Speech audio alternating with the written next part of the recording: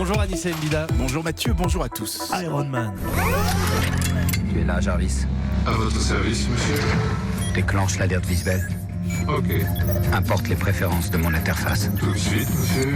L'innovation du jour, elle sort tout droit d'un film de science-fiction, mon cher Anissé. Il s'agit d'un exosquelette, une sorte d'armure d'Iron Man, donc, qui multiplie notre force par 20.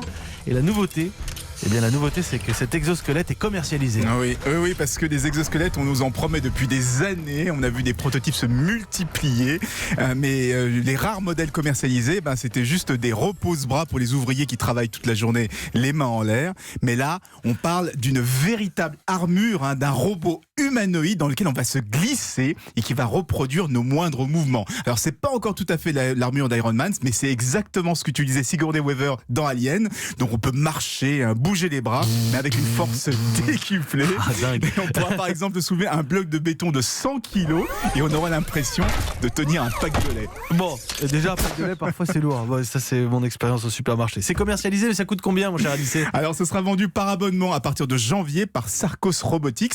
Ça coûtera quand même 7 000 € par mois, ce qui fait un peu cher pour bricoler le dimanche. Ben oui, mais bon, c'est pas pour... Mais en revanche, pour les entreprises du BTP, pour les entreprises de la construction des chantiers navals, ça permet d'avoir une agilité, une précision humaine avec la force d'un engin de chantier. Ça rendra aussi certaines tâches de manutention beaucoup moins pénibles. Ça veut dire moins de tours de rein, moins d'accidents du travail et surtout des employés qui ne sont plus complètement cabossés après quelques années de travail.